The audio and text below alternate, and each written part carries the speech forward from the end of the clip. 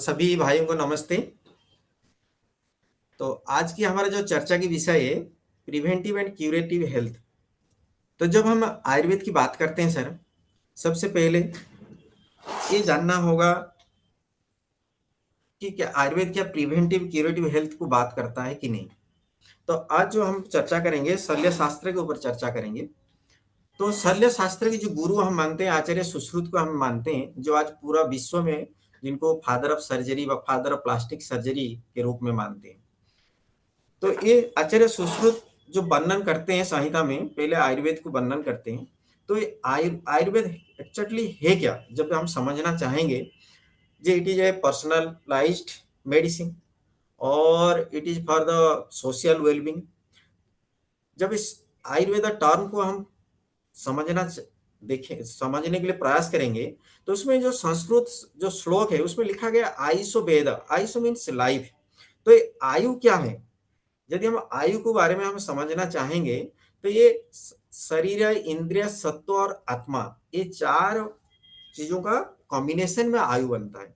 That means एक शरीर का कंपोनेंट चाहिए हमको, दूसरा कंपोनेंट चाहिए इंद्रिया, तीसरा कंपोनेंट हो रहा है सत्व और चौथा कंपोनेंट हो रहा है आत्मा। तो इस जब शरीर, सत्व, इंद्रिय, आत्मा का कॉम्बिनेशन है, वो ही आयु है। और ये आयुष विज्ञान जो वेद जिसमें वर्णन है, जिस साइंस में वर्णन है, उसी को हम आयुर्वेद बोलते हैं।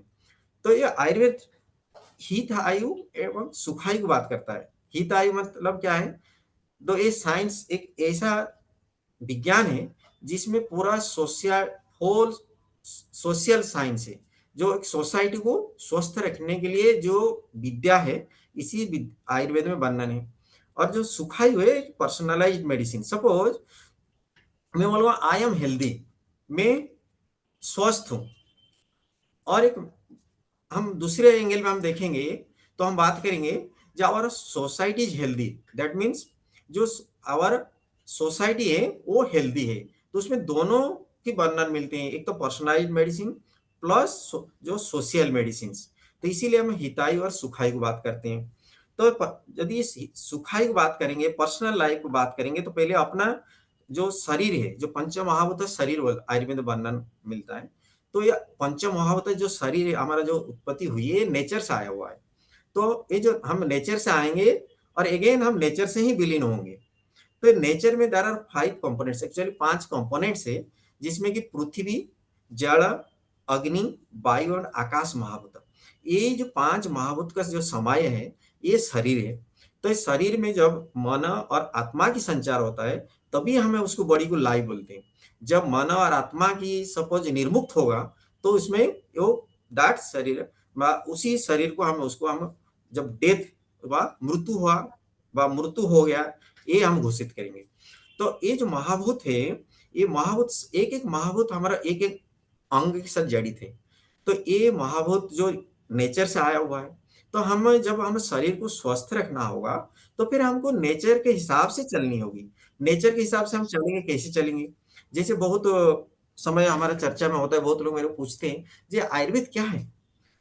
तो वेरी सिंपल भाषा में बताता हूँ, जो हम सुबह उठने के बाद जो कर्म करते हैं और शाम को जो कर्म करते रहते हैं, रात्रि आने से पहले तक, रात्रि आने तक जो भी कर्म करते हैं, जो दिनचर्या करते हैं, ये सभी आयुर्वेद है। तो उसको हम दिनचर्या मानते हैं। तो सुश्रुत ये बात करते हैं, जो हमारा दिनचर्या कैसे होनी चाहिए, हमारा रात्रिचर्या कैसे होना चाहिए। तो ये जो दिनचर्या और रात्रिचर्या दो इंपॉर्टेंट कंपोनेंट है। यदि हम शरीर को स्वस्थ रखना चाहते हैं, तो हमारा जीवन शैली में दिनचर्या रात्रिचर्या को हमको पालन करना होगा। देन नेक्स्ट पार्ट, ये जो हमारा शरीर है, शरीर में इस शरीर का जो भी अभी मॉडर्न मेडिसिन में हम देखते हैं, जो बहुत सारे सिस्टम्स है। सिस्टम्स को रेगुलेट करने के लिए बहुत सारे बॉडी में एंडोक्राइन्स हार्मोन, बस फिजियोलॉजिकल प्रोसेस को रेगुलेट करने के लिए हार्मोन से, और हार्मोन्स को जाके रिसेप्टर के साथ काम करना होता है। तो ऐसे ही बॉडी में भी हमारा आयुर्वेद के हिसाब से जो 3 बेसिक कंपोनेंट है, उसमें एक दोष है, एक धातु है, एक मल है। तो ये जो तीनों चीज जब इस सम रूप में कर्म करेंगे, इसलिए सुश्रुत वर्णन करते हैं, जैसे सम दोष समाग्निश्च समधातु मल क्रिया।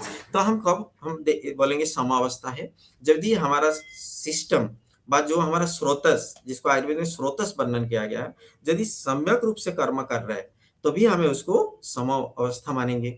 तो इसको हमको यदि हम आम तौर पे समझाना प्रयास करेंगे, तो कैसे पता लगेगा जो हमारा शरीर ठीक रूप से काम कर रहा है, बा है ना, एब्स्टेंस फ्रॉम डिजीज, डिजीज मुक्त है शरीर, दैट मीन्स जो प्रसन्न आत्मा, that is only enthusiasm to work. यदि हम सुबह उठने के बाद हमको लग रहा है मैं फिट हूँ, यदि मेरे काम करने के मन है, मेरे मन खुशी है, जो मेरे को लगता है मैं सुबह उठने के बाद 100 कदम चल सकता हूँ, बा मैं मेरे घर से मेरे ऑफिस को पैदल जा सकता हूँ, तो ये फिजिकल स्ट्रेंथ और मेंटल स्ट्रेंथ को शो करता है।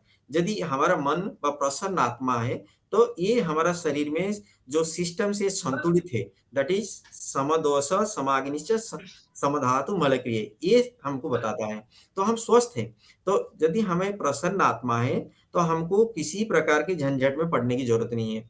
उसमें भले हमारा ब्लड प्रेशर कितना हो रहा है, शुगर लेवल कितना हो रहा है, यदि हमको शरीर से, हमारा मन से यदि हमको लग रहा है हम फिट है, हम एक कर सकते हैं, दैट मीन्स हम स्वस्थ है।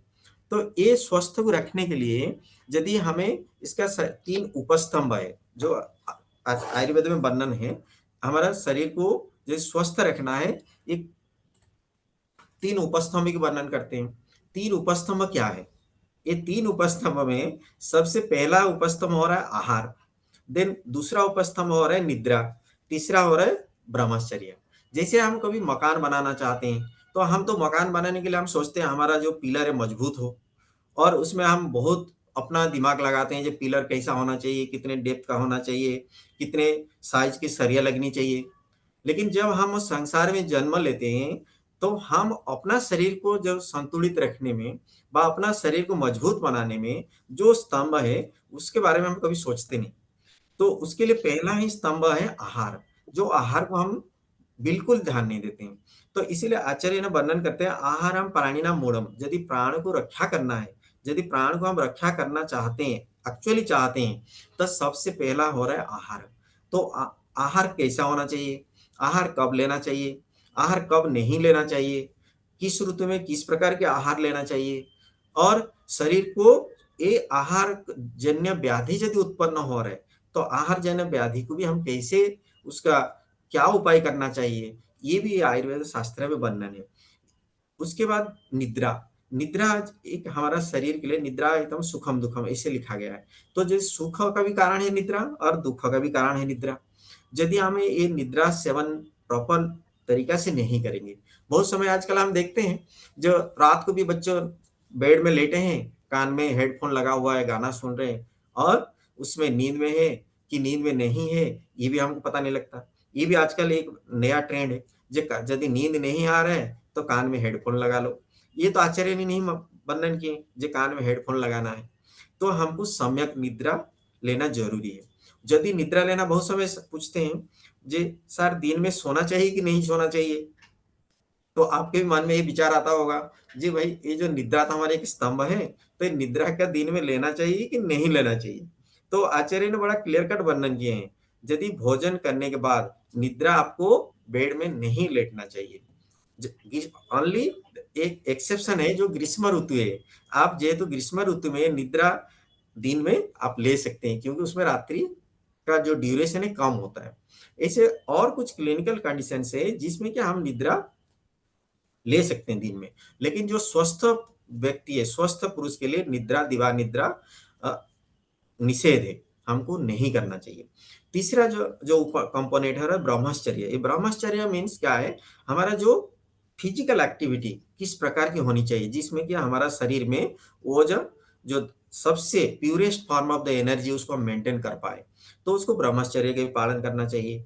तो ये जो 3 उपस्तंभ है, ये आहार, निद्रा और ब्रह्मचर्य, इसको यदि हम सेवन करेंगे, यदि प्रॉपर वे में इसको फॉलो करेंगे, तो हमारा क्या फायदा होगा इसमें, आचार्य ने अगेन बताते हैं, इसमें ये फायदा होगा कि धर्मार्थ सुख साधनम, यदि हम आयु व प्राण को रक्षा कर सकते हैं, ये आहार निद्रा ब्रह्मचर्य का सेवन करते हैं, तो हमारा जो हमको सबसे बड़ा बेनिफिट क्या होगा, यदि हम स्वस्थ रहेंगे, पहले तो हम अपना धर्म कर पाएंगे। तो हमारा धर्म क्या है, जो मैं आज बीइंग ए टीचर, मेरा धर्म हो रहा है जे स्टूडेंट को पढ़ाना और जो पेशेंट्स है उनका सेवा करना है। यदि मैं स्वस्थ हूँ तभी कर्म कर पाऊंगा, तो ये मेरा धर्म है। तो यदि मेरा शरीर स्वस्थ है तभी मैं धर्म, पहला जो हमारा जो आगे का मूल उद्देश्य है, जो जो धर्म व कर्म करना चाहिए वो हमारा संभव है। नेक्स्ट हमारा जो उद्देश्य है अर्थ, जो हम कुछ धर्म जो कर्म करेंगे उसमें जो अर्थ उपार्जन होगा, उसमें हम अर्थ की जो सुख अपना पर्सनलाइज जो हेल्थ व पर्सनलाइज जो उद्देश्य के लिए जो अपना जो जो भी जरूरी है, जो पर्सनलाइज रिक्वायरमेंट है उसको पूर्ण करने के लिए ये धर्म से जो अर्थ आएगा उसी से करना चाहिए। और उसके उसके बाद जो प्रसन्न आत्मा होगी उसमें जो सुखी जो सुखा जो सुखायु की बात करते हैं आचार्य, तभी हमें वो अपना शरीर को स्वस्थ रखने के लिए व सुख व पर्सनलाइज जो बेनिफिट के लिए ये तीन कर्म यदि हम समय रूप से करेंगे तभी संभव हो पाएगा। उसमें और भी चरक ने ये बताते हैं, जो आगे चल के मुख्य की बात करते हैं, यदि हमें अपना स्वास्थ्य ठीक मेंटेन कर पाए, हमने अपना धर्म किया है, उसी धर्म कर्म से ही जो अर्थ मिला उसको प्रयोग में लाए हैं और उसी से जो हमको शरीर में सुख मिला है और शरीर के त्याग के समय हम मोक्ष प्राप्ति कर सकते हैं, ये भी चरक वर्णन करते हैं। तो ये हमारा उसको पुरुषार्थ चतुष्टय के रूप में वर्णन करते हैं। तो ये आयुर्वेद ही ये सिखाता है। तो आयुर्वेद हमारा एक ऐसा ग्रंथ है जो अपना ही ग्रंथ है और इसी को हमें नियमित रूप से यदि सेवन करेंगे तो इसको आचार्य इसीलिए बताते हैं, जो आयुर्वेद पदेदेषु विधेय परमादर, एक आदर के साथ यदि इसी नियम को फॉलो करते हैं तभी हम एक स्वस्थ आयु का कामना कर सकते हैं। तो एक मुख्य रूप से यदि हम देखेंगे जो बेसिक यदि उसका जिस्ट हम निकालेंगे तो आहार निद्रा ब्रह्मचर्य जो तीन कंपोनेंट है उसमें मुख्यतः बॉडी का स्ट्रेंथ को मेंटेन करने के लिए हमको फायदा होगा। दूसरा हमारा शरीर जो फिजिकल स्ट्रेंथ को हम मेंटेन कर सकते हैं। तीसरा जो नरिशमेंट है, जो जो सिस्टम्स है हमारे बॉडी में, जो सिस्टम्स काम कर रहे हैं, जो सीवीएस सिस्टम मान लें, रेस्पिरेटरी सिस्टम मान लें, सीएनएस मान लें, यूरिनरी सिस्टम्स मान लें, सभी का जो सम्यक रूप से जो कार्य करने की जो स्थिति व जो सक्षमता, ये इसी कंपोनेंट से मिलेंगे यदि हम सही आहार ले रहे हैं। यदि हम आज आहार यदि हम सही नहीं है, आज आहार हम इसीलिए सही नहीं है कि हम हर समय हम सोचते हैं कि हमको कम मेहनत करना पड़े। आज बहुत सारे फैमिली आते हैं हॉस्पिटल में, जिनसे मैं बात करता हूँ आहार के ऊपर, सभी क्या करते हैं ना, जो स्टोर्ड फूड को पसंद करते हैं। आज के दिन में स्टोर्ड फूड का जमाना आ गया। Stored food in the sense जो बना बना है, जो बना बना मिले, बनाने का मेहनत कम करना पड़े। तो ये जो आहार हमारा आ रहा है ये हमें प्रकृति के साथ नहीं, प्रकृति के हम विरुद्ध में जा रहे हैं। तो आहार एक ऐसा कंपोनेंट है उसमें हमको जो फ्रेश जो भी चीजें जो प्राकृतिक हो और दूसरे जो चीजें जो नेचुरल हो, जो सीजनल हो, उसको हमको सेवन करना चाहिए। तभी ही जो अग्नि शरीर में जो अग्नि है, अग्नि ही एक प्रक्रिया है जिसको हम मॉडर्न सिस्टम में मेटाबॉलिज्म समझते हैं। सभी लेवल में अग्नि है, सेल लेवल में अग्नि है। रस धातु जैसे रस, आयुर्वेद में धातु की वर्णन है, जैसे रस धातु, रक्त धातु, मांस धातु, अस्थि मज्जा, तो सभी लेवल में अग्नि है। आज हम देखते हैं, आज बात करते हैं शरीर में क्या हुआ, थायराइड हार्मोन की कम हो गया, बाद में बोलते हैं थायराइड हार्मोन की बड़ी होगी। तो ये होता कैसे है, ये रेगुलेशन क्यों ये गड़बड़ है? तो बड़ी तो भगवान ने समदोष समधातु समग्नि करके भेजे। यदि शरीर आने के बाद ये चयापचय के कारण से व मेटाबॉलिक प्रोसेस के कारण से ये ऊपर और नीचे आने का कारण ही क्या है? तो इसीलिए तो मुख्य कारण है आहार। तो हमें आहार का कैसे सेवन करना चाहिए बहुत बड़ा सब्जेक्ट है, जिसमें कि आहार के ऊपर ही हम लेक्चर कर सकते हैं। तो आहार एक कंपोनेंट, तो हम जो स्वस्थ रहना चाहिए, हम हर समय जो पैक्ड फूड फास्ट फूड को बंद करेंगे। आज के डेट में मैं देखता हूँ मैक्सिमम लोग जो है ना आते हैं, सर मैं दूध पी सकता हूँ कि नहीं पी सकता हूँ। उनका बड़ा क्वेश्चन होता है जब मैं दूध पीना चाहिए कि नहीं दूध पीना चाहिए। तो मैं हर समय ये बात करता हूँ, भाई देखिए मनुष्य ही ऐसा एक जीवनधारी व्यक्ति है जो कि बचपन से मरने तक दूध पीता है। लेकिन मनुष्य के अलावा आज कोई भी जानवर, आज कोई जब माँ से पैदा होने के बाद एक बार बड़ा होने के बाद दूध कभी नहीं दूध पीता है। आप भी देखे होंगे गाय का जो बछड़ा है बच्चे में दूध पीता है, जब बड़ा होता है वो खुद दूध नहीं पीता है। लेकिन हम दूध पीते रहते हैं, और जो दूध पीते हैं, जो पैक्ड दूध पीते हैं, आज पास्चराइज्ड मिल्क पीते हैं, हमको साइंस के हिसाब से बहुत अच्छा लगता है, सुनने में बड़ा अच्छा लगता है। जी क्या है ना, अमूल दूध पीता है इंडिया, ऐसे क्या आता है हर समय टीवी में, अमूल दूध पीता है इंडिया। तो ये जो दूध हम पी रहे हैं, क्या हम सही दूध पी रहे हैं? यदि हम दूध पी रहे हैं, तो क्या हमारे शरीर के लिए फायदा हो रहा है कि नहीं हो रहा है? ये भी जानना ज़रूरी है। दूध में जो संस्कार है, जो उसमें जो आज हम रे मिल्क सेवन पास्चराइज़्ड मिल्क सेवन कर रहे हैं, तो उसमें क्या हो रहा है, शरीर में एक्चुअली क्या हो रहा है उसके ऊपर स जो स्टडी बहुत मिनिमम स्टडी है। तो हमको देखना चाहिए क्या ये हमारा बॉडी के लिए ठीक है कि नहीं है। तो ऐसे बहुत सारी चीज़ें हैं, जैसे फ्रीज़ आइटम है। हमने फ्रिज बनाया, खाना बनाया, 5 दिन के लिए फ्रिज में स्टोर कर दिया। तो क्या वो आहार हमारे लिए क्या जो हमारे स्वास्थ्य को रक्षा करने के लिए क्या वो फ़ायदेमंद है? ये हमको जानना ज़रूरी है और हमारा सोसाइटी को भी बताना पड़ेगा, जे क्या हम फ्रिज र घर में रखना चाहिए कि नहीं रखना चाहिए? ये व्याधि की उत्पत्ति कब हुआ?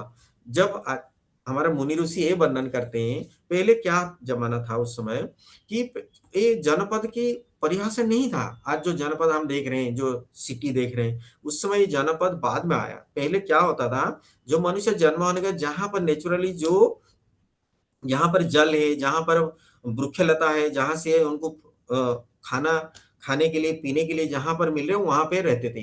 फिर एक जगह से दूसरी जगह जाने लगते थे। तो फिर बाद में क्या हुआ, धीरे-धीरे जनपद की कॉन्सेप्ट आ गया। जब जनपद आया तो एक जगह में रहने लगे। फिर धीरे-धीरे उनको खाना बनाने के लिए भी विधि तो आचार्य ने धीरे-धीरे देखे जब ज़रूरत पड़ा तो उसमें दो द्वादश आसन विधि वर्णन किए हैं। जे खाना कैसे होना चाहिए? खाना गरम खाना चाहिए कि ठंडा खाना चाहिए? तो ऐसे द्वादश आचरण में 12 मेथड से उसमें खाना कैसे क्या हमको बातें करके खाना चाहिए कि शांत रहते हुए खाना खाना चाहिए? ये भी उसमें वर्णन है आयुर्वेद में। तो ये धीरे-धीरे जो जनपद आया तभी व्याधि की उत्पत्ति होने लगी। तो अभी की स्थिति में हमें जो हमारा जो व्याधि की उत्पत्ति हो रहा है, ये आहार जनित है। आहार जनित ही व्याधियाँ। दूसरे जो साइकोसोमैटिक डिसऑर्डर्स हम देखते हैं, देखिए बहुत सारे कंडीशन साइकोसोमैटिक है, निद्रा रिलेटेड है। तो निद्रा भी प्रॉपर नहीं है। आज हमें नाइट ऑक्यूपेशन भी हम अडॉप्ट कर लिया। रात को काम करेंगे, दिन में सोएँगे। तो हमें प्रकृति के विरुद्ध जा रहे हैं। तो ये तो सोसाइटी की जो जिस हिसाब से प्रोग्रेस है, सोसाइटी की देखते हुए और अपना रिक्वायरमेंट को देखते हुए, ब फैमिली रिक्वायरमेंट देखते हुए हम अपना जो प्रोफ़ेशनल जो भी प्रोफ़ेशन है, वो अडॉप्ट कर लेते हैं।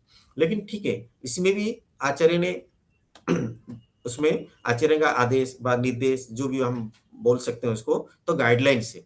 तो उसमें सपोज़ कोई रात्रिचर्या में कहीं पर प्रॉब्लम आ रहा है, क्योंकि रात्रि में उसको ड्राइवर है, गाड़ी चला दिल्ली में मैक्सिमम जो ड्राइवर्स है रात को गाड़ी चलाना प्रेफ़र करते हैं। तो यदि रात में चलाना है तो दिन में कितने समय सोना चाहिए? तो ये भी हमको देखना है। तो हमारा जो सोसाइटी को ये भी जागरूक करना है, भाई यदि नाइट में ड्यूटी है, तो डे में कितने समय सोना चाहिए? तो ये जो बेसिक कंपोनेंट जब तक हम ये बेसिक कंपोनेंट के ऊपर ध्यान नहीं देंगे तो जो स्वास्थ्य की जो हमारा परिभाषा है, जो स्वास्थ्य की बात करें, स्वास्थ्य संभव नहीं है। तो इसीलिए हमको जो सोसाइटी वेलबींग की जब बात करते हैं, जो कॉमन मैन की हेल्थ के ऊपर बात करते हैं, तो हमको जो हॉस्पिटल में रहे रहते हैं, तो हर समय हमको ये 3 उपस्तंभ के बारे में कहीं न कहीं आपको सभी को चर्चा करना चाहिए। उसी के ऊपर कुछ नियम वर्णन किया गया है, जो आचार्य वर्णन करते हैं। जे इह नित्य हार विहार सेवी, जो नित्य हित आहार का सेवन कर रहा है, नित्य विहार का सेवन कर रहा है और किसी विषय में आसक्त नहीं होना चाहिए। जे मेरे को आज भी खाने के बाद आइसक्रीम चाहिए, ये आसक्ति नहीं आना चाहिए। जे मेरे को रोज़ खाने के बाद ही आइसक्रीम चाहिए। जो हमको जो ज़रूरी है, जो शरीर के लिए जो ज़रूरी है, जो दोषों को संतुलित करने के लिए ज़रूरी है, जो धातुओं को संतुलित करने की ज़रूरी है, हमको जो इसी प्रकार का भोजन करना चाहिए। इसीलिए आचार्य ने ये बता रहे हैं, जो समीक्षाकारी आप सभी सभी के जितने भी जो संसार में जन्म लेते हैं, से पशु से लेकर मनुष्य तक, सभी के पास ज्ञान है। तो समीक्षा करना चाहिए, जे ये मेरे लिए अच्छा है कि नहीं है। जैसे आप देखे होंगे जानवर को आज का खाना यदि काल दोगे जानवर नहीं खाएँगे, क्योंकि उनको पता है, ये प्रदूषित आहार है। ये आहार खाने से स्वास्थ्य मेंटेन नहीं होगा। तो इसीलिए वो समीक्षा करिए। आचार्य बता रहे हैं सभी ज्ञानी हैं, तो किसी भी विषय में आसक्त नहीं होना चाहिए और सत्य पर क्षमावान होना चाहिए, आप्तोपसेवी होना चाहिए। यदि हम स्वस्थ ही रहेंगे, तभी हम किसी के लिए बेनिफिशियल बनेंगे। ये बागभट्ट वर्णन करते हैं।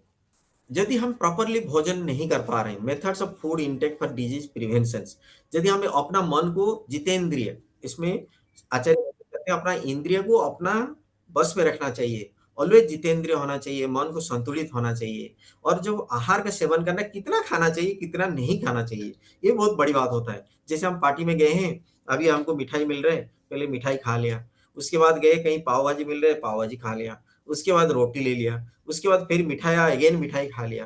तो ये तो समीक्षा का बात तो हुआ नहीं। जो हमें जो ज्ञान के हिसाब से जो प्रयोग करना चाहिए, तो बुद्धिमान भी विषमासन करने लगते हैं। जो बुद्धिमान, जो एजुकेटेड पर्सन भी विषमासन कर ले, विषमासन इन द सेंस, जो भोजन हम एक बार करने के बाद फिर दोबारा भी कर लेते हैं। फिर जो भोजन जिसके साथ, जैसे हमें रात को दही नहीं खाना चाहिए, लेकिन यदि दही खा रहे हैं भी, उसमें क्या मिलाना चाहिए ये हमको कॉन्सेप्ट नहीं पता। यदि हम रात को भी दही मिला, रात को भी दही भोजन कर लेते हैं, तो कब खाना चाहिए कब नहीं खाना चाहिए, कितने अमाउंट में खाना चाहिए। यदि अनहोलजम डाइट खा रहे हैं जो हमारा स्वास्थ्य के लिए ठीक नहीं है, तो उसका भी कुछ मात्रा होना, तो मात्रा के बारे में भी हमको ज्ञान होना चाहिए। तो ये एक डाइटरी प्रिंसिपल्स है जो हमको फॉलो करना चाहिए। जैसे डेली रेजिमेन, जब जब हमको दिनचर्या की पता हो, यदि हमें अपना स्वास्थ्य हम चाहते हैं, जो हमारा शरीर हम स्वस्थ रहना चाहते हैं, मैं everybody wants for being a good health. तो यदि सभी को पूछा जाएगा कि भाई तुम क्या स्वस्थ रहना चाहते हो, वो बोलेंगे हाँ मैं स्वस्थ रहना चाहते हो। तो यदि स्वस्थ रहना चाहते हैं तो क्या करना चाहिए। जब हम बातें करते हैं, जो आपको दिनचर्या कैसे होना चाहिए, कब उठना चाहिए, आचार्य ने बता रहे हैं ब्राह्म मुहूर्ते उत्तिष्ठे, जो ब्राह्म मुहूर्त में ही उठना चाहिए। ये ब्राह्म मुहूर्त फिर क्या है, कब उठना चाहिए ब्राह्म मुहूर्त, जैसे सूर्योदय के 1.5 घंटा पहले हमको जागना चाहिए। आजकल की बच्चों क्या है, सूर्योदय के 5-6 घंटे बाद भी जगते नहीं, उनको उठाओ तो उठेंगे। तो जब हम शुरू से ही परिवार में ऐसे देखते हैं, तो उनको आगे आगे धीरे धीरे जो दिनचर्या आपको मेंटेन करना बड़ा डिफिकल्ट हो जाता है।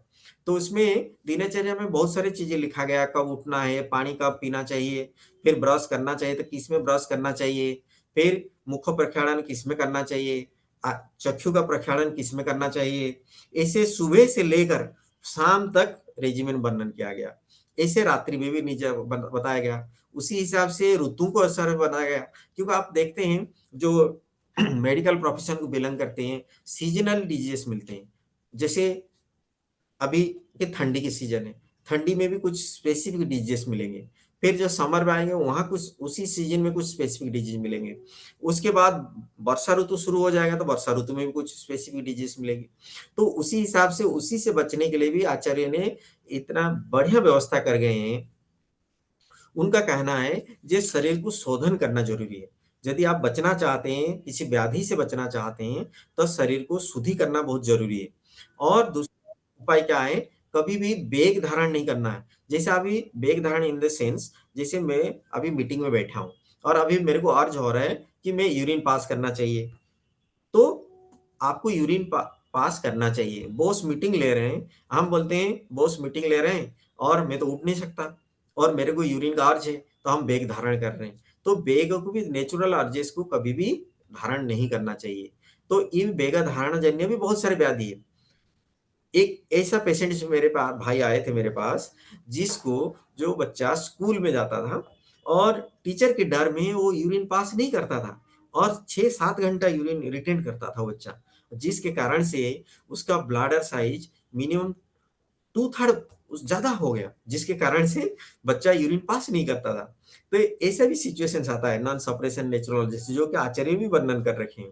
दूसरा, सीजनल रेजिमेंट की जो मैं बात कर रहा था, जो सीजनल रेजिमेंट के लिए उसमें जो व्याधि उत्पत्ति ना हो उसके लिए शोधन की वर्णन करते हैं। शरीर में जो दोषों की उत्क्लेश होता है, जो ये हर समय रूटीन प्रक्रिया है। जैसे बसंत ऋतु में कफ का प्रकोप होगा, शरद ऋतु में पित्त दोषों की प्रकोप होगा। जब बसंत ऋतु में कफ प्रकोप, उसमें रेस्पिरेटरी इन्फेक्शन ज्यादा होते हैं, तो उसमें वमन करना चाहिए।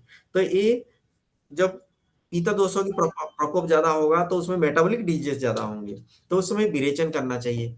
तो इसी हिसाब से जब वर्षा ऋतु आते हैं, देखिए ना जॉइंट पेन बढ़ जाएगा। जब वर्षा ऋतु आएगा, उससे वर्षा ऋतु बाद शरत ऋतु, वर्षा के बाद शरत होगा, तो उसी दौरान सब वात व्याधि की जिनको भी प्रॉब्लम है, उसमें भी उनको वेदना ज़्यादा होता है। ऐसे सुबह-सुबह जब अर्ली मॉर्निंग हो, उसमें कफ का प्रकोप होता है। जिसको अस्थमा के अटैक है, देखिए अर्ली मॉर्निंग में उसको कफ का ज़्यादा प्रकोप होगा। और जस्ट फिर मॉर्निंग के बाद, जैसे मॉर्निंग 4 टू 6 पीएम उसमें कफ काल है। फिर उसके बाद बात का काल आता है। जैसे हमें सुबह हो जाता है तो उसमें जॉइंट पेन होने लगेगा, तो उसमें बाता का समय है। तो उसी हिसाब से हमको दोषों का दिन में भी 10 का वृद्धि क्षय होते हैं, ऐसे ऋतु के अनुसार भी होते हैं। तो ये बॉडी को एक सर्विसिंग करने के लिए वो बताते हैं। हम बॉडी को जैसे संतुलित रखना है, दोषों को संतुलित करना है, तो हमें क्या करना चाहिए ना, ऋतु के अनुसार शोधन भी करना जरूरी है।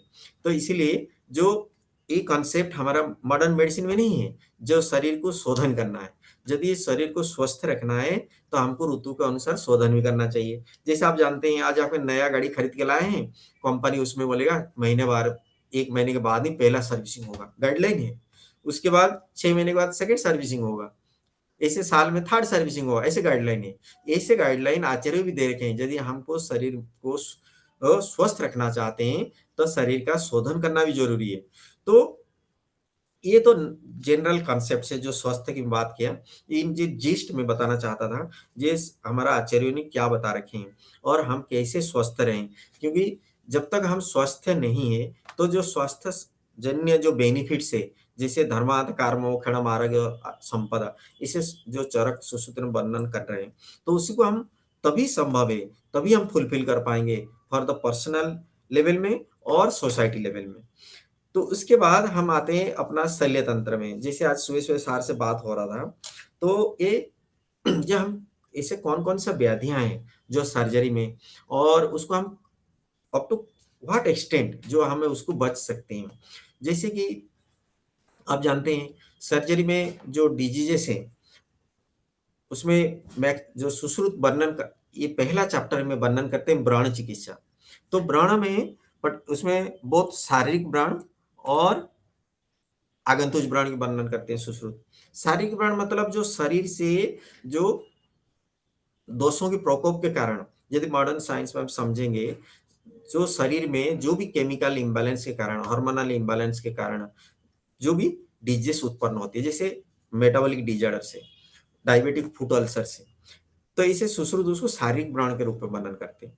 यदि शरीर के कौन से दोषों को प्रकोप के कारण जो उत्पत्ति होती है, जो व्याधियाँ होती है, तो उसमें होने से पहले हम उसको रोक सकते हैं। जब जब डायबिटिक फुट अल्सर होने से पहले हम उसको, यदि हम सही आयुर्वेद का जो भी दिशा निर्देश है, तो उसको यदि हम पालन करेंगे, तो उसको हम बच सकते हैं, व्रण होने से व अल्सर होने से बच सकते हैं। अगेन अल्सर होने के बाद, यदि अल्सर होने के बाद कौन चाहता है पैर कटाना? आज आप देखिए, डॉक्टर राहुल बता को पता होगा जी, 1 मिनट में कितना एम्पुटेशन हो रहा है, ये डाटा आप देखेंगे, आश्चर्य होंगे सभी। तो क्या कैन वी सेव द हाँ फुट? सर। हाँ, ये डायबिटिक पर्सन की फुट तो यस हम सर। सेव सकते हैं। हाँ सर, एम्पुटेशन बहुत या सर। कॉमन है। हाँ, तो ये आयुर्वेद से बच सकता है सर। मैं जस्ट मैं अभी आपको दिखाऊँगा नेक्स्ट स्लाइड में। देखिए ये डायबिटिक फुट है, दूसरा सेलुलाइट, अगेन सेलुलाइटिस है, डायबिटिक सेलुलाइटिस है, डायबिटिस के कारण से है। ये फिगर आपको दिख रहा है, देखिए रेड कंजेस्टेड है ना? तो उसको हम आयुर्वेद विधि से जो आचार्य ने बता रखे हैं, इसमें एंटीबायोटिक कितने दिन देंगे?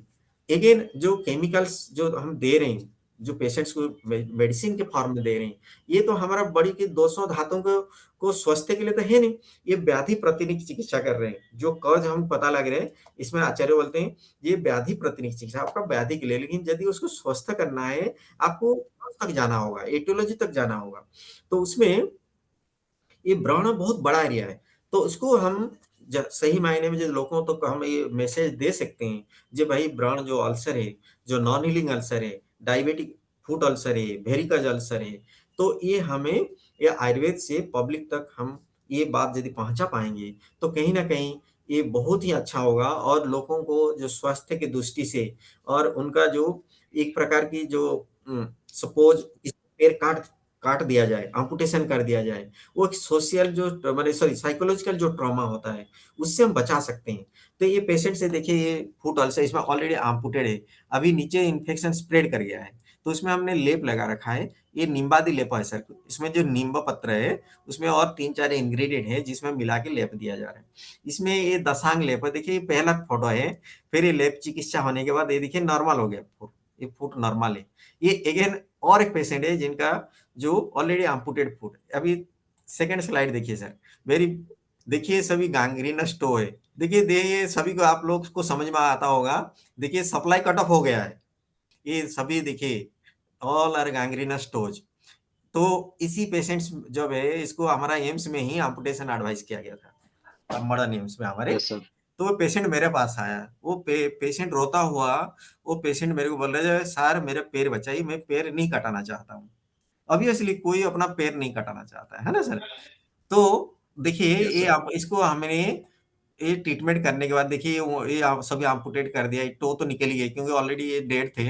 फिर आयुर्वेद विधि से इनको इसको हम चिकित्सा किए, इसमें लीच थेरेपी भी किया गया, मैं आगे दिखाऊंगा।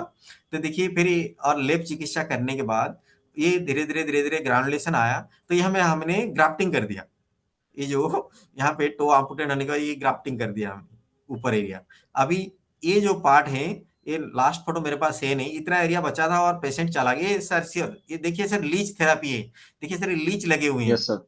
ये लीच लगने के, लीच यस सर। हमारा एक बायोलॉजिकल है ना डिवाइस है। Yes sir. और इसका अराउंड मोर देन 40 जो एंजाइम्स है सर लीच सलाइवा में, जो कि माइक्रो यस सर्कुलेशन सर। भी बढ़ाता है, जो एंजियोजेनेसिस को फॉर्मेशन में मदद करता है, एंटीबैक्टीरियल प्रॉपर्टी है, इससे बहुत सारे प्रॉपर्टीज है। और आयुर्वेद में विशेष करके जहां पर रक्त दूषित है, ब्लड दैट मीन्स इम्पियर ब्लड है ना, जो मॉडर्न साइंस इसको हमें नहीं साबित कर सकते हैं ये ब्लड इज प्योर और इम्पियर, लेकिन आयुर्वेद बात करता है ये रक्त दूषित जन्य व्याधि में आपको लीच लगाना है, ठीक है ना सर। तो इसमें यस सर। लीच थेरेपी कराएगा। और उसका जब ग्रानुलेशन आ गया, हेल्दी ग्रानुलेशन हुआ, हमें ये आगे एरिया 4 फुट में हमने ग्राफ्टिंग कर दिया, ठीक है। और ये एक बहुत बड़ी उपलब्धियां हैं, ये सभी जगह में हम कर सकते हैं, सभी मेडिकल कॉलेजेस में कर सकते हैं। फिर ये अनदर केस देखिए सर, है ना, ऐसे ही ये यस सर। उसमें फॉरेन बॉडी के कारण इसमें ये एक तो पहले तो इन्फ्लामेशन हुआ होगा, पेशेंट गया होगा, है ना, जैसे ऑब्वियसली जब भी होता है पहले तो मेडिकल कॉलेज में पेशेंट विजिट करता है, तो उसको ये ड्रेन किया गया था, ठीक है सर, ये ड्रेन करके आया था मेरे पास। फिर हमने इसको, फोटो थोड़ा आगे पीछे हो गया, तो उसको हमने आयुर्वेद इसको चिकित्सा किया गया। और उसके बाद जब हमने इसमें भी लीच लगा हुआ है, देखिए सर इसमें भी हमने लीच लगाए, जब ये हेल्दी ग्रानुलेशन हुआ तभी हम ग्राफ्टिंग कर दिए इसको। ऐसे एक बड़ा बहुत बड़ी एरिया है जो सुश्रुत 60 डिफरेंट प्रोसीजर्स वर्णन करते हैं, जिसमें कि दोषों को संतुलित करने के लिए आयुर्वेद में तो हम दोष ही बात करेंगे, क्योंकि उसको दोषों को एलोपैथी साइंस मॉडर्न साइंस से समझाना बड़ा डिफिकल्ट है, दोष को दोष ही समझना है।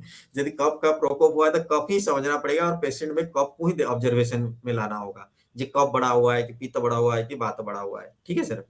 तो इन अनदर इंपॉर्टेंट एरिया है तो क्षार कर्म।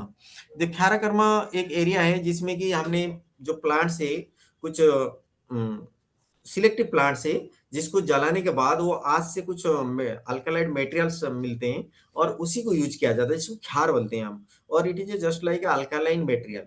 और ये विशेष करके ये जो क्षार का प्रयोग किया जाता है जो अनरेक्टल पाइल्स फिस्टुला में करा जाता है, जैसे इंटरनल हेमोरॉइड्स में, और रेक्टल प्रोलैप्स में करा जाता है, आफ्टर पाइलोरल एक्सीजन में हम करते हैं, क्रॉनिक नॉन अल्सर्स में भी प्रयोग करते हैं। इसमें पहला पिक्चर में आप देखते होंगे ये हेमोरॉइड से सर, जैसे सेकेंड ग्रेड हेमोरॉइड है, तो पेशेंट ऑपरेशन नहीं कराना चाहता है, तो पेशेंट सपोज ऑपरेशन नहीं कराना चाहता है, हमारे पास आते हैं, तो आचार्य सुश्रुत ने ये वर्णन किए हैं जे पहला जो स्टेज है अर्श में, तो भेषज चिकित्सा करना है।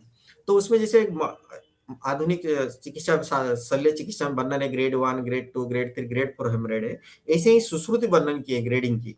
तो इनिशियल स्टेज में हमको भेषज चिकित्सा करना है, जो सेकेंड ग्रेड आना है तो उसमें क्षार कर्म करना है। It is very simple procedure, और ये सर्जरी नहीं है, और पेशेंट उसमें खुश होते हैं।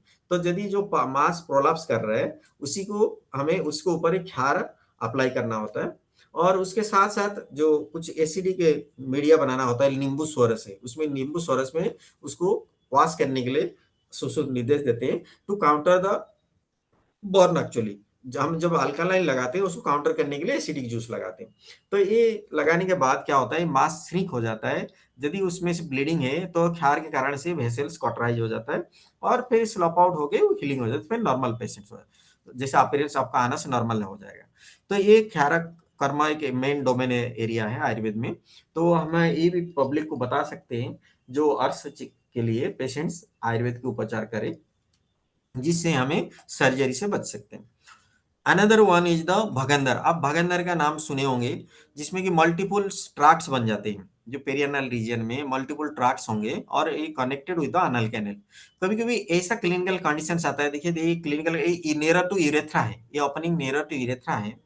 और ये पेशेंट्स हमारा पीजीआई रोहतक से आया था यहाँ। तो उसमें हुआ क्या, इसमें मोर देन 40% स्पिंक्टर इन्वॉल्वमेंट है, पहला पेशेंट ये। तो जिसके कारण से इसमें सर्जरी संभव नहीं है। तो जब सर्जरी संभव नहीं, वो पेशेंट्स बहुत ही दुखी हुआ, कहीं से संपर्क मिलने के बाद वो यहाँ आया। तो हमने इसको जो अपना क्षारसूत्र विधि, इसको क्षारसूत्र चिकित्सा बोलते हैं। तो इसमें क्षारसूत्र में ये ब्यूटी है कि आप ये फाइंड आउट द क्रिप्ट, जहां पर इन्फेक्टेड क्रिप्ट है, और जैसे हम जानते हैं एनल ग्लैंड से इंटरस्पिंक्टर स्पेस में, आपको उसको फाइंड आउट करना होगा और एक क्षारसूत्र अप्लाई करनी होगी। इससे बहुत डिफिकल्ट केस मिलते हैं, जैसे देयर आर मल्टीपल ओपनिंग्स, हम कहाँ कहाँ काटेंगे उसको। तो इसे बहुत सारे मेडिकल्स में जैसे पेशेंट्स विजिट करते हैं और फिर कोई कोई सर्जरी भी होता है, सर्जरी भी करते हैं। सर्जरी करने के बाद भी पेशेंट्स को रिकरेंस होता है। और सर्जरी जो मॉडर्न सर्जिकल टेक्निक से जितने भी जो प्रोसीजर आया हुआ है मार्केट में, रिसर्च स्टडी तो कुछ बताता है, लेकिन पेशेंट्स एक्चुअली जब हम देखते हैं कुछ अलग मिलता है। तो उसमें भी हम बता सकते हैं कि क्षारसूत्र जो सक्सेस है और स्पिंक्टर को जो प्रिजर्व करने की जो हमारा जो इसी में मेथड्स के कारण, क्षारसूत्र मेथड के कारण हम उसको प्रिजर्व कर सकते हैं। और पेशेंट को जो इनकंटिनेंस नहीं होना चाहिए वो हम कर सकते हैं क्षारसूत्र के जरिए में। ये केस देखिए, ये जो cases one is the fistula cases, देखिए कितने बार सर्जरी हो गया इसको, है ना। और ये आनल एरिया देखिए, इसको इतनी बार ऑपरेशन काट माने कट हुआ होगा। आप सोचिए कहाँ तक कट हुआ है, ये लंबार एरिया तक डॉक्टर राहुल कट हुआ है। और कट यस हो सर। ये हीलिंग हुआ है, देखिए फिर भी डिस्चार्ज हो रहे भैया, देखो ये बैक साइड लंबार में यहाँ डिस्चार्ज है, ठीक है ना, यहाँ डिस्चार्ज है। तो ये केस को हम इतना ना काट पीट करके हमें उसे सिंपल क्षारसूत्र विधि से भी हम चिकित्सा कर सकते हैं। जैसे साइनस है, पैरेलल साइनस भी आते हैं, ये पैरेलल साइनस को भी हम क्षारसूत्र विधि से चिकित्सा कर सकते हैं। देखिए ये अगेन अनदर पेशेंट से यहाँ भी ओपनिंग है, यहाँ भी ओपनिंग से हम, तो इसको हमको कट नहीं करना चाहिए। बहुत समय पेशेंट फीमेल भी आते हैं, जब मैं यहाँ देखिए फिंगर डाल के prayer there is opening, another opening is in the vulva, देखिए वह के अंदर भी रास्ता है। यदि यहाँ मैं प्रेस कर रहा हूँ तो यहाँ से आ रहे हैं, तो आप कहाँ तक काटोगे, ठीक है ना। तो इसको भी हम क्षारसूत्र विधि से ठीक कर सकते हैं। ये जो पहला पेशेंट्स मैं जो देखा रहा था आपको, ये पेशेंट से, ये पेशेंट है। अभी देखिए यहाँ जो मैं डाई इंजेक्ट का मेरे को ये मिला, the source of infection is here, okay, intersphincteric space यही है एट अराउंड 9 o'clock। तो मैं 9 o'clock में ओपन किया उसको और यहाँ से मैं थ्रेड किया उसको, तो ये जगह हमारा बच गया, जो यूरेथ्रल इंजुरी से हम बच गए। और ये ओपनिंग ये था, यहाँ हमने ऑपरेट जब किया, उसके बाद थ्रेड नीचे हो गया, ये जैसे हमने खींच के पुल करके रखा हुआ है, तो थ्रेड इतना ही हमने लगाया और ये पेशेंट हील हो गया। देखिए ये पेशेंट हील हो गया, ये इसका वुंड हीलिंग साइट है। बाद में इसको थोड़ा एक्सप्लोर करना पड़ा, जो जब पॉस कलेक्शन हुआ स्पेस में, तो ये में इतना ओपन करना पड़ा इसको, है ना। और ये कॉम्प्लेक्स ये डायग्नोसिस हुआ था on MRI, it is a complex transsphincteric fistula nano with supralevator extension, है ना। ये एमआरआई फाइंडिंग्स था। बहुत समय क्या करते हैं, जैसे वुंड हीलिंग नहीं होती है, देखिए जैसे फिस्टुला है, पेल्विलेटरल है ना एक्सटेंशन से, तो आयुर्वेद में सुश्रुत बताते हैं जो उसमें धूपन विधि भी करना चाहिए। तो जैसे धूपन हमें क्या है कि इंस्ट्रूमेंट बना रखा है, उसमें जो कुछ हर्बल मटेरियल से पहले इसको हम जलाते हैं, तो इसमें ये देखिए धुआं आ रहा है। फिर ये धुआं को हम जहाँ पे डीप स्पेस में हम पहुंच नहीं सकते, थ्रू द ट्यूब नेगोशिएटिंग और उसको पासिंग द फ्यूम। तो ये धूपन चिकित्सा भी आयुर्वेद की एक ब्यूटी है, जो नॉन हीलिंग अल्सर्स में यूज कर सकते हैं। और जहाँ पे इस पे डीप सीटेड कैविटी है, जिसमें पॉस फॉर्म हो रहा है, जिसको ड्रेन नहीं कर सकते हैं, तो उसी एरिया में भी ये चिकित्सा करते हैं। देन नेक्स्ट जड़ों का उपचारण जो मैं बता रहा था, मेनली जो जड़ों का जो लीच एप्लीकेशन हम करते हैं जी भी नॉन हीलिंग अल्सर से, जितने इन्फ्लामेटरी स्वेलिंग से, और जहाँ पे टीएओ हो, बर्जर्स डिजीज है, रेनल्ड्स डिजीज है, तो उसमें लीच से बेनिफिट होता है। तो उसको हमें इसके लिए जो पेशेंट्स को प्रमोट करना चाहिए। और ये देखिए, this is non healing ulcer, देखिए पेशेंट है ना, फूड इज इन्फ्लाम्ड है ना ऑलरेडी, है, ये यदि लीच नहीं लगाए थे शायद ये यहाँ से आम्पुट हाँ आम्पुटेशन करना पड़ सकता है। तो देखिए लगाने के बाद ग्रेजुअली देखिए सप्लाई आ गया है, वुंड हेल्दी हो गया, देखिए cover the floor is covered with slough necrotic tissue. अभी लीच के बाद देखिए हेल्दी ग्रानुलेशन आ रहे हैं। तो ये इसके बाद हमें इसमें ग्राफ्टिंग में जा सकते हैं। तो ये टो से बच गया है, देखिए ये कितना सेलुलाइटिस फेज में है। तो ये पेशेंट्स को हम सर्जिकली एक एसेज से जहाँ अम्पुटेशन करना है वहां बचा सकते हैं। ये टो देखिए ऑलरेडी अम्पुटेड है ना। तो उसके बाद ये फिंगर में भी देखिए, है ना, ये आर्टेरियल डिजॉर्डर्स है, तो इसमें हेयर लॉस है, ये पैथोलॉजी स्टार्ट हो गया है। तो अभी यदि हम इसको नहीं बचा पाएंगे लीच से, तो ये जैसे टो चला गया सभी टो चले जाएंगे। तो ये स्टेज है जिसको हम लीच थेरेपी करके इसको बचा सकते हैं। दुबे सर देख रहे हैं, दुबे सर हैं लाइन में। Yes sir.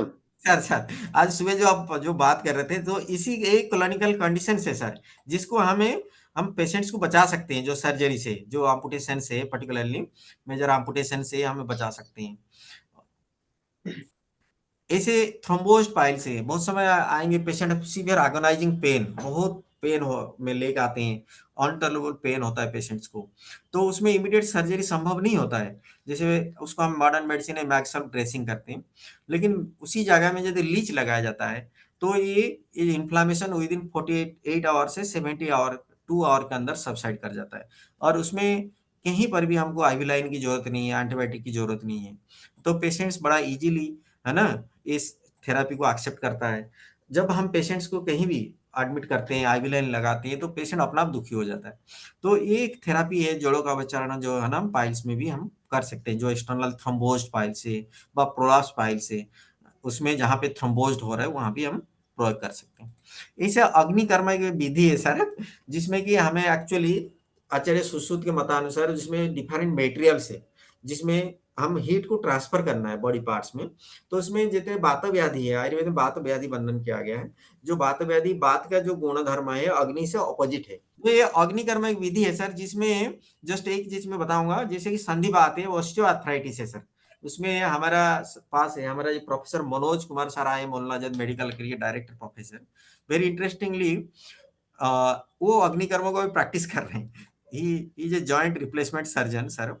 लेकिन अभी वो, उनका कहना है जो हमें ग्रेड 3 ऑस्टियोआर्थराइटिस तक हम बचा सकते हैं, जिसमें कि रिप्लेसमेंट की जरूरत नहीं है। उत्तर बस्ती, उत्तर बस्ती में क्या है, जो मेडिकेटेड ऑयल को थ्रो द यूरेथ्रा हमको इंजेक्ट करना है। जैसे राहुल भाई जानते होंगे, जो stricture urethra, it is very difficult task, है कि नहीं। Yes urethra sir. को आप यस जितना सर। आप छेड़ोगे वो उतना रिएक्ट करता है। तो ये यूरेथ्रा, जो भी आप यूरेथ्रल स्ट्रक्चर है, यूरेथ्रोप्लास्टी भी सक्सेस नहीं है। तो उसी में आप यूरेथ उत्तर बस्ती से हम सक्सेस होते हैं। और पेशेंट्स आफ्टर 5-6 सीटिंग्स के बाद उसका यूरिन फ्लो स्टार्ट हो जाता है। अनदर वन इज दो आइंड प्रोसेस, जिसमें प्लांटर फेसाइटिस पेशेंट आते हैं, रेड कॉक अल्कालिन बर्साइट्स आते हैं। ये इंस्ट्रूमेंट तो है जो फिजियोथेरेपी की, लेकिन नॉर्मल ऑब्जर्वेशन बढ़ाने के लिए हम प्रयोग करते हैं। तो उसमें हमारे जो जो दशमानी अध्याय है, उसमें जिसमें वेदनाहार औषधियाँ हैं, उसका क्वाथ बना के हम यूज करते हैं। तो एक मेथड है जिसमें कि इन्फ्लामेटरी स्वेलिंग्स के और इन्फ्लामेटरी ओरिजिन पेन के कारण हम प्रयोग कर सकते हैं। Thank you. Yes sir, thank you so much. और मैं thank you so much, very very thank you sir. और मैं सभी पार्टिसिपेंट्स को ये बोलना चाहता हूँ कि जो एम्पिट्यूशन है, सर ने इसके बारे में इतना डिटेल में बताया, जो कि एलोपैथी में सर्जिकली रिमूवल ही इसका एक सॉल्यूशन है। आप ज्यादा टाइम तक एंटीबायोटिक है उस पर रह नहीं सकते, लेकिन सर्जरी ने, सर ने जो छार, जो अदर अदर जैसे लीच थेरेपी है, और इस सब के यूज से आप उससे बच सकते हो, एम्पिट्यूशन से। पहला चीज ये। और जो सर ने जैसा स्टार्टिंग में बोला था कि बहुत सारे लोगों की ऐसी मेंटेलिटी होती है कि वो हर महीने जांच करवाते रहेंगे, अपना प्रोफाइल चेक करवाते रहेंगे, और फिर उसमें इंटरनेट पे देखते रहेंगे कि मेरा ये एलिवेटेड है, ये कम है, ये ज्यादा है। तो सबसे अच्छा है, अगर आपका मन प्रसन्न है, आपकी आत्मा प्रसन्न है, आप सुबह उठते हो बिल्कुल ताजगी महसूस करते हो, आप चल सकते हो, जैसे सर ने सारे फीचर बताए। तो हमको फिर ज्यादा ओवर कॉन्शियस या ओवर थिंक होने की जरूरत नहीं है कि जस्ट कुछ, कि हमने कोई रिपोर्ट्स करवा ली और हमने इंटरनेट पे देखा डेटा और हम टेंशन में हो गए कि हमको ये प्रॉब्लम है। ऐसा कुछ नहीं है। अगर आप बिल्कुल प्रसन्न दिल है, सब है, तो इट्स ओके। चाहे आपका बीपी बढ़ा हुआ हो, कम हो, या शुगर बढ़ी हुई कम हो, वो उतना फिर मैटर नहीं करती। तो रिपोर्ट्स बेस्ड जो डायग्नोसिस है वो उतना अल्टीमेटली फिक्स नहीं होता, और ना वो उतना ज्यादा जेन्यून रिलेवेंट है। रिस्पेक्ट ऑफ सिम्टोमेटिकली, आपको सिम्टम्स क्या है मैटर वो करता है। हमारी बॉडी सिग्नल देती है कि क्या अंदर गड़बड़ है, क्या नहीं है।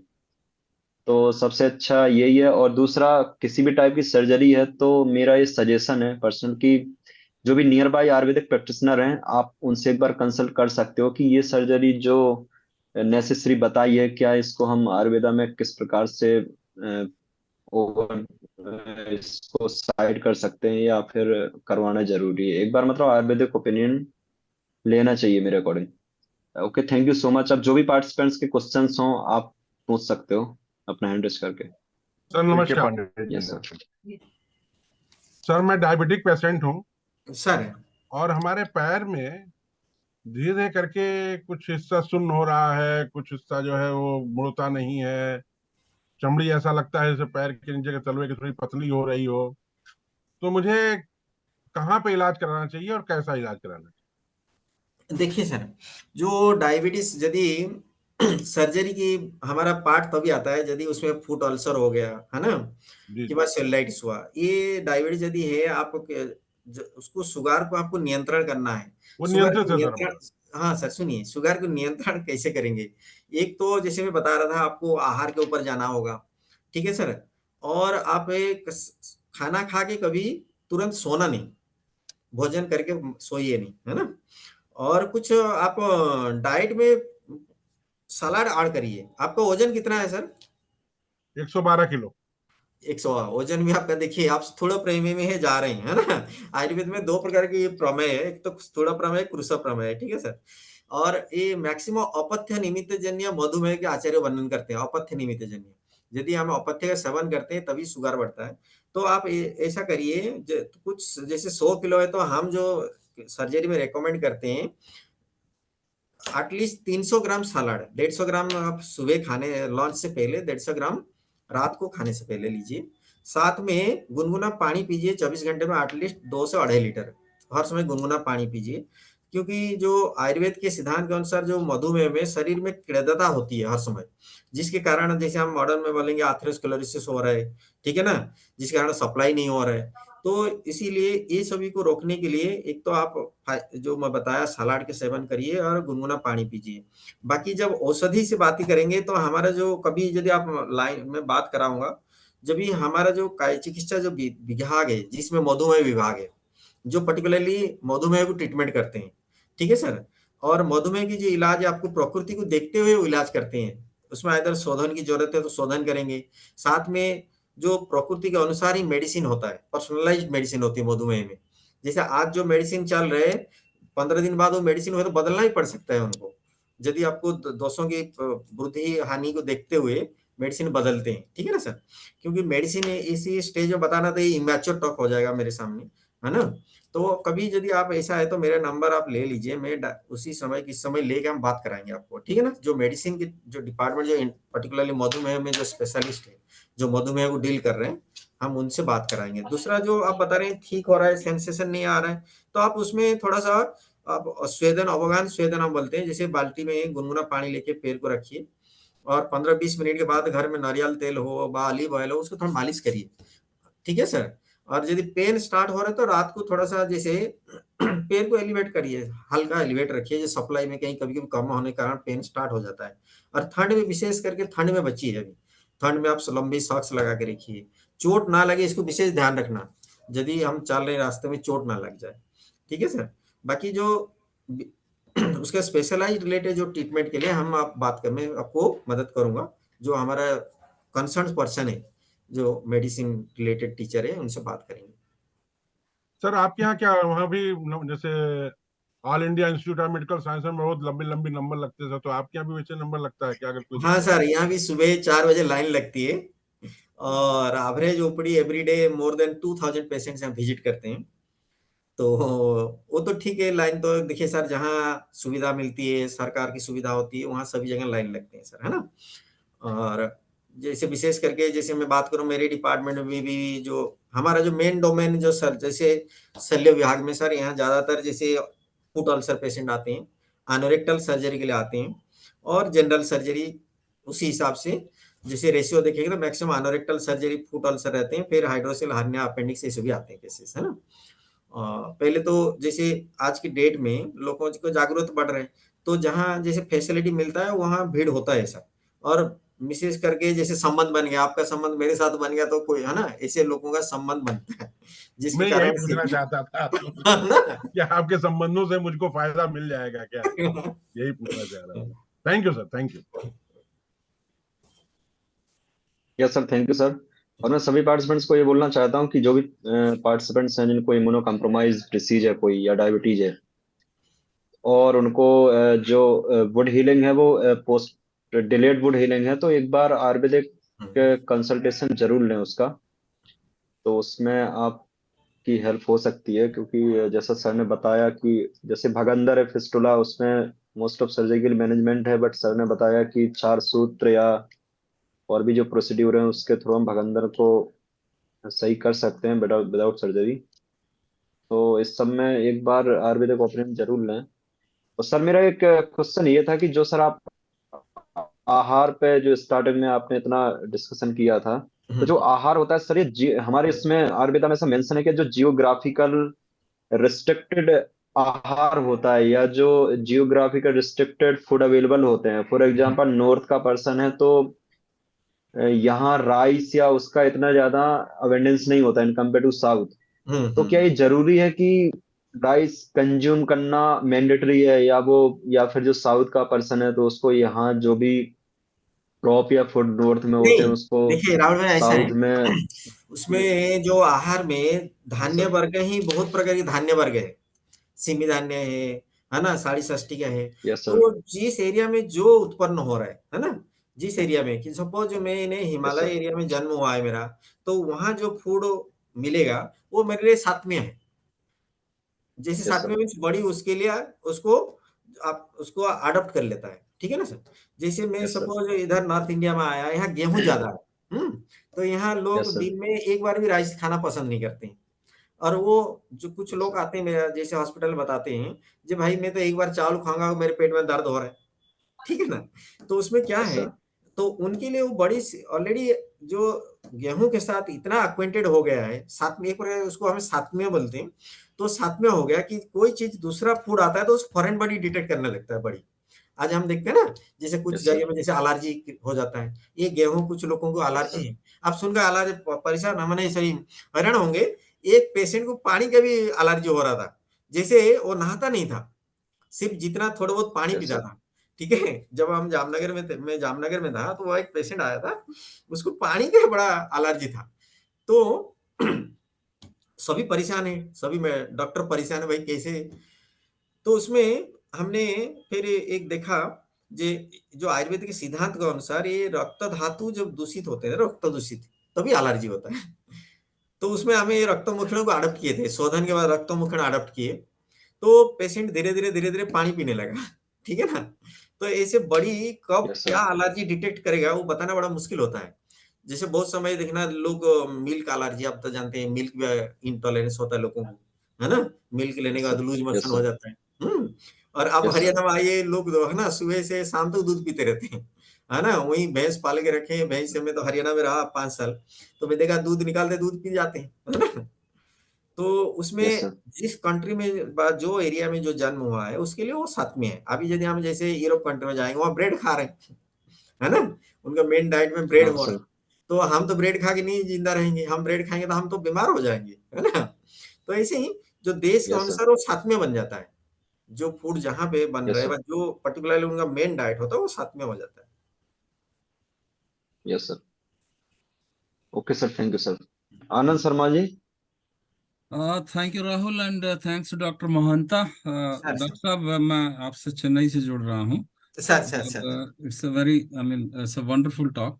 आई would like to know that this leech therapy sir sir आपने जो बताई है, plus most of the amputations are because of the diabetes.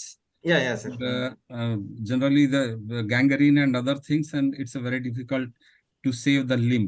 तो सर सर ये जो एम्पुटेशन है, यदि दूसरे कारण से होता है, if it is another reason like deep thrombosis, deep veins thrombosis की वजह से, सर सर बेसिकली आपका क्या है कि जो माइक्रोवास्कुलर सिस्टम है, वहां तक आपका ब्लड सर्कुलेशन नहीं जाता। तो whether hmm this leech therapy is useful for those type of yes sir amputation also?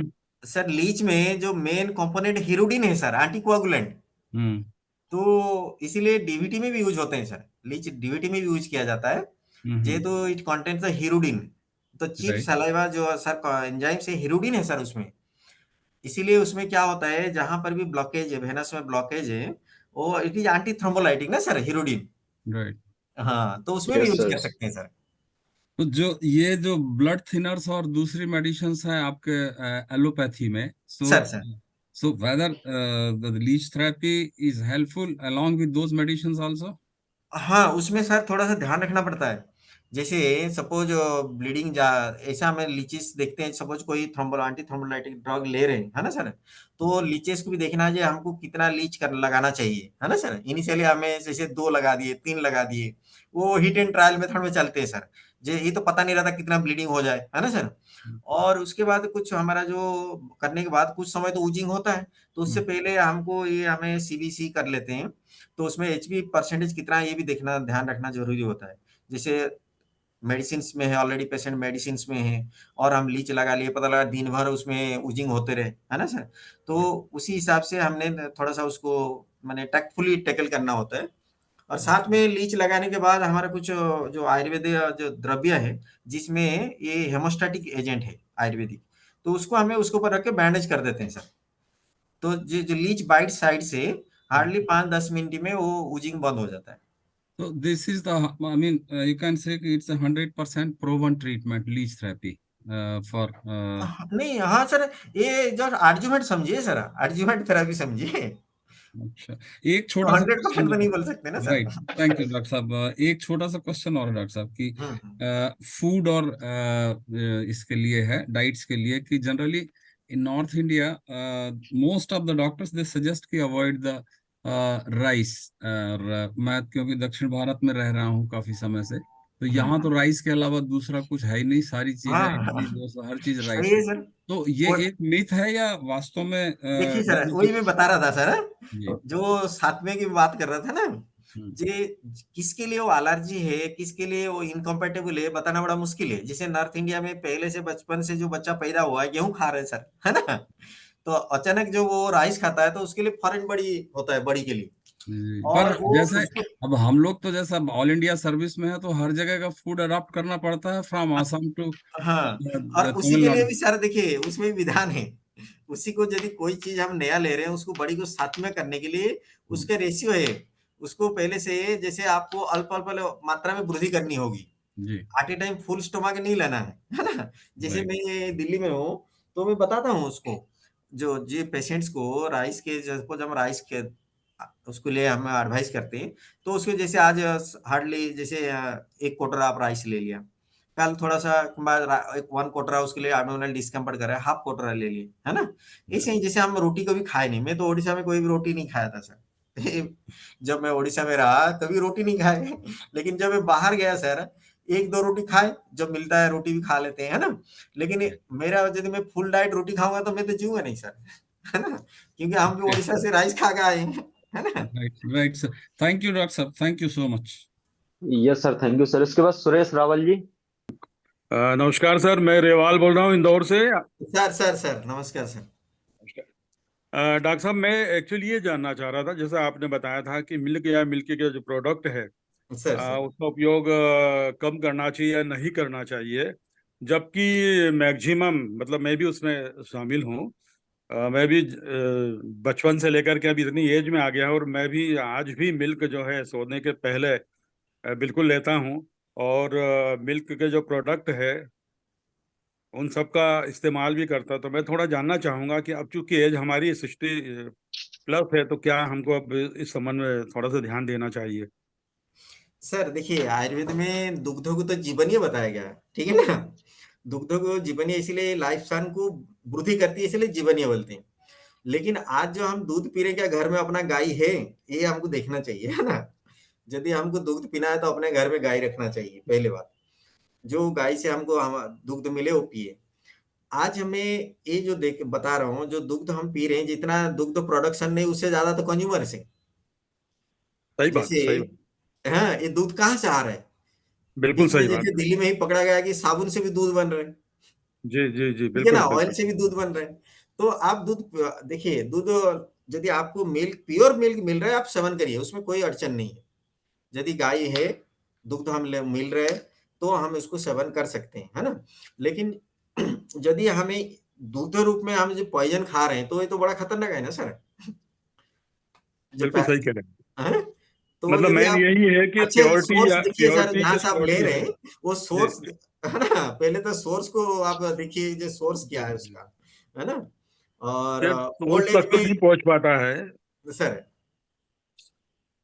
कोई भी जो कस्टमर है वो सोर्स तक तो पहुंच नहीं पाता, लेकिन अगर हमारी अपनी गाय या हमारा अपना कोई इस तरीके का मिल प्राणी नहीं है, तो सही बात कही आपने, इस पर जो है ध्यान देने की जरूरत तो है।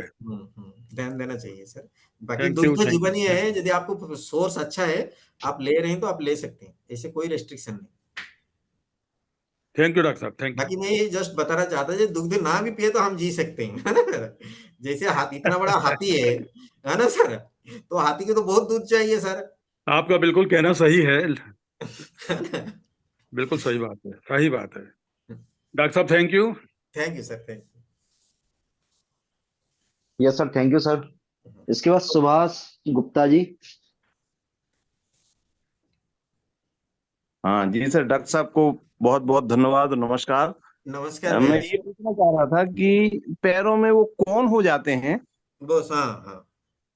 तो उस संबंध में क्या करना चाहिए? आयुर्वेदिक में कोई दवा है कि या उसका ऑपरेशन ही, इस संबंध में मैं हाँ, निवेदन करना। उसमें सुभाष भैया ऐसा हम करते हैं, जो कर्ण है, देखिए सुश्रुत तो बोलते हैं, जो उसको छेदन करिए और उसको जला दीजिए, ठीक है। सुश्रुत भी बोलते हैं, जो उसको छेदन करिए, मतलब उसको ऑपरेशन पहले कराओ, उसके बाद उसको जला दो एरिया को, तो दोबारा उसमें वो उसी टाइप की जो टिश्यू ना बने, ठीक है ना। लेकिन अभी की स्थिति में हम क्या करते हैं, कोई आने जैसे इमिडिएटली कोई सर्जरी के लिए कोई एग्री नहीं करते। हमें उसमें जी पहले अल्टरनेटिव जो चिकित्सा विधि जो हम अपनाते हैं, उसमें तो पहले वही कराते हैं, जैसे सिकाई कराते हैं, गुनगुना पानी में पैर को रखना है, उसके बाद उसको सॉफ्ट सॉफ्ट होता है पानी सिकाई करने के बाद, साथ में हम ऑलिव ऑयल देते हैं लगाने, ऑलिव ऑयल, तो जी उसमें मुलायम हो जाता है। साथ में जी हमें कांचनार गुगड़ू प्रेस्क्राइब करते हैं, जो मेडिसिन से, है ना। तो जी उसमें वो टिश्यू सॉफ्ट हो जाता है, ठीक है सर। जी सॉफ्ट होने के बाद जो सेंट्रल कोर टिश्यू है, उसको हम अग्निकर्म करते हैं, उसको जला देते हैं, सेंटर पॉइंट पर्टिकुलर जो कोर कोर ये टिश्यू है, उसको कोर टिश्यू हम बोलते हैं, जहां से बना हुआ, तो कॉनिकल होता है, जैसे कॉर्न एक कॉनिकल शेप होता है। तो कोर जी टिश्यू हम सेंटर पॉइंट, एक हमारा जो सड़ा का अग्निकर्म सड़ा का है, उसी से हम जला देते हैं, तो दोबारा रिकरेंस नहीं होता है। जी ठीक है ना सर। जी, धन्यवाद डॉक्टर साहब। लीव करें, जा सकते हैं, थैंक यू।